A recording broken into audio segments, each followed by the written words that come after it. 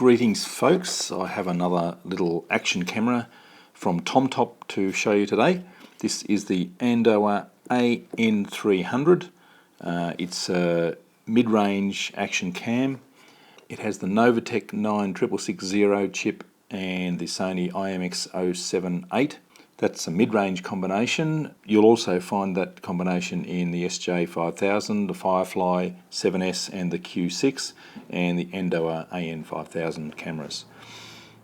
This camera is marketed as 4K, 24 frames a second, but it's interpolated. It's actually only something like a 2K camera, but it's not a bad little 2K camera. Alright, we get this nice little case, which is very, very nice indeed. We don't get as many accessories as usual, which probably isn't a bad thing. Usually don't need all those accessories. There's the little camera in its 30-metre waterproof housing. We also get a housing mount, which will sort of accommodate straps for a chest mount or a helmet mount or whatever you want. A really, really sturdy handlebar mount. This is almost industrial strength. That's got this wire hoop going all the way around there. That is fantastic. Great for motorbikes, push bikes, things like that.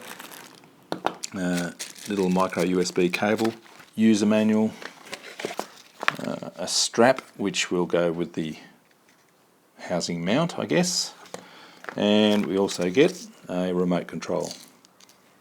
But the biggest trick with this camera that sets it apart from all others is it has a flip-out screen. This is the first of the action cameras that has the flip-out screen, and it's actually very, very useful. There you can see the flip-out screen, and that makes the camera very, very useful for recording this sort of situation, doing a vlog, talking to camera. You can actually see on the screen how you're lining up, which is very useful. The screen only flips out 180 degrees. It doesn't swivel or go upside down or anything like that. That's all it does, but that's a pretty good feature, I reckon. We also have a little status screen on the front. On the top we have the shutter release, Wi-Fi button and menu selection, and the mode button and on-off. On this side we have micro USB and mini HDMI out. On the bottom we have a tripod mount, very good. And on this side we have the battery bay. It's a 1350 milliamp hour battery, a nice big one, and we also have the micro SD card slot there. It doesn't come with an SD card, but cheap enough these days. To record 4K video you do need a class 10 card or higher. Take cards up to 64 gigabytes. The camera is a little bit bigger than other action cams. There's a Firefly 8S. You can see it's a little bit longer, a little bit thicker, but the height is exactly the same. This camera doesn't have any image stabilization, which is different to most other cameras, but I never use that anyway, so that's not a problem for me. 170 degree field of view. You can zoom in closer if you want to, in 3 steps. So now let's have a closer look at the menu and what's available in the settings. So let's turn it on. Push and hold. Alright, so on the screen we have which mode we're in. That's movie mode, the recording space on the card, the image size and resolution and frame rate. EV, microphone is on, the date, current time, battery level and card is inserted. Push the mode button and then we change to photo mode. Shows how many photos we can record. Size of the photos 16 megabytes and the quality. Push again and we get to the replay screen. Push again and we get to the settings. So for resolution we're currently on 2K 30 frames a second. We can, by pushing the Wi-Fi button, we can flip through all the different resolutions. We have 4K 24, 2K 30, 1080 60, 1080 30, 720, 120 frames a second, 60 and 30. I think I'll leave it on 2K. So you can choose loop recording if you want to. Records video in short segments. I'd turn that off. Time-lapse video. I'll demonstrate that later on. You can choose 1 second, 2 seconds, 5 seconds, 10, 30 and 1 minute. That's a good choice of time-lapse there. On screen display mode, this is whether you want text on the screen or not. Yes, I do. Wide dynamic range on or off. Now I did some tests on this, and the wide dynamic range reduces the sharpness remarkably, and you'll see that later on, so it's not very useful, that setting. Audio on or off, slow motion, date stamp on or off, motion detection, image size, you've got 16, 14, 12, 10, 8. 8 will be 16:9 aspect ratio, and all the lower ones as well. I just leave it on the highest resolution. Quick sequence of photos, 3, 5, 10, they're the choices. Capture mode, quality, fine, normal and economy, sharpness, exposure, white balance, colour, ISO, delete, protect, date, setting up the date and time, auto power off, I usually turn that off. Beep sound, yeah, we'll put the beep sound on so we know what that sounds like. Language, choose your language.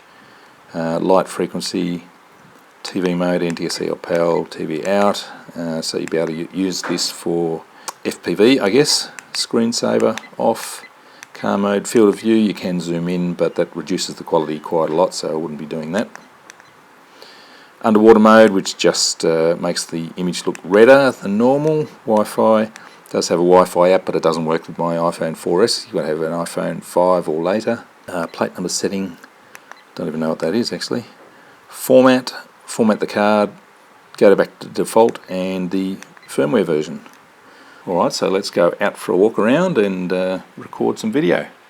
Okay, we're on 2K 30 frames a second in my noisy shed environment with fluoro lighting on that side, daylight up above, more fluoros up above.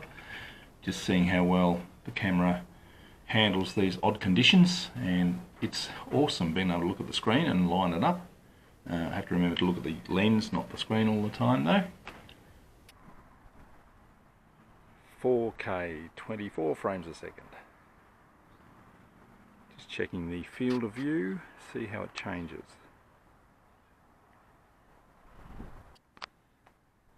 .2K 30 frames a second.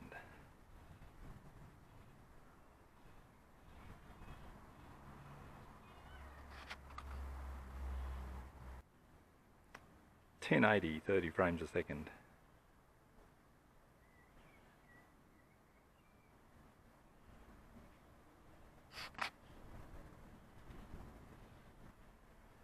Wide dynamic range.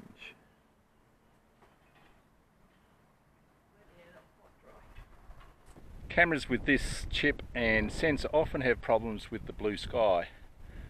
You often get a pink band or sort of blue bleeding around details, silhouettes against the blue sky. Anyway, we'll walk around, shoot some video and see what it's like. Into the ground, it's going to be Moen Ali, who's bowled 11 overs with 31. He's been hit through the field for a few boundaries, but has been tidy in between. He's going to have Kawaja in his sights. Afternoon to all our listeners. Well, thanks. Interesting period of the test match now. Partnership for Australia.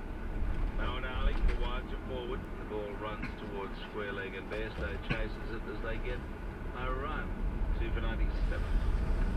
Squeeze to the leg side now. I'd just like to see England have a short leg in for Moen Ali, even though it might not go there.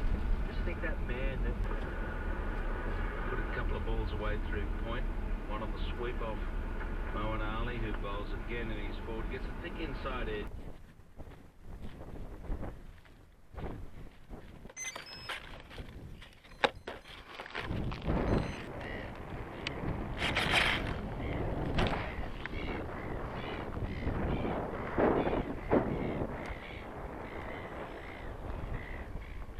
So there's just enough wind for some nice slope soaring with Nubixla 2. What would it be? 5 to 10 knots, I suppose.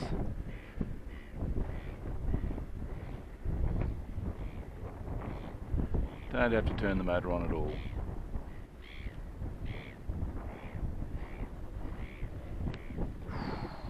Nice.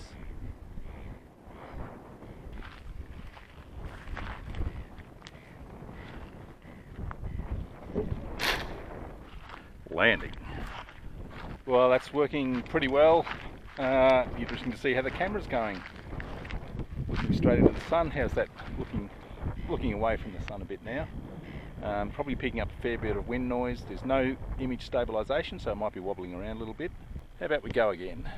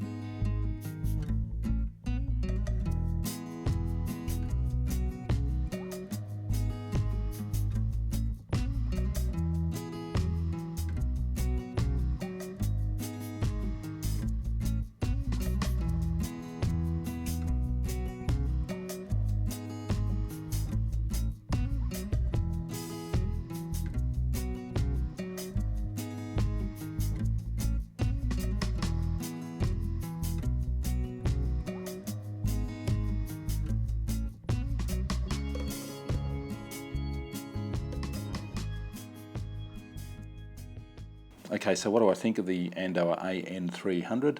It's a very good mid-range camera. I really like the hard carry case. The handlebar mount is the most rugged, solid, strong handlebar mount I've ever seen. That's awesome. Remote control could be useful. I don't think I'd probably use it, but if you're on a bike, that might be useful.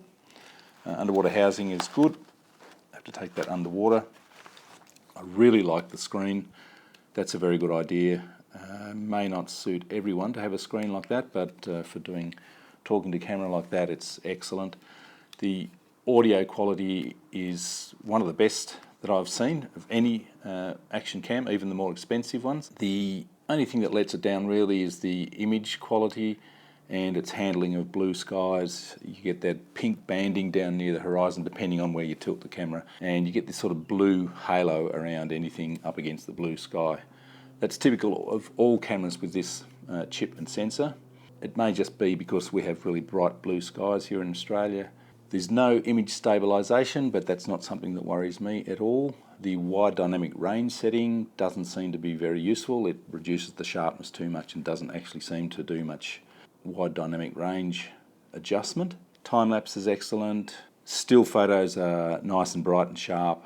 Very, very good 16 megapixel images. So that makes it a good quality mid-range camera with excellent audio and a flip-out screen. That's the Andauer AN300 from TomTop. Thanks for watching.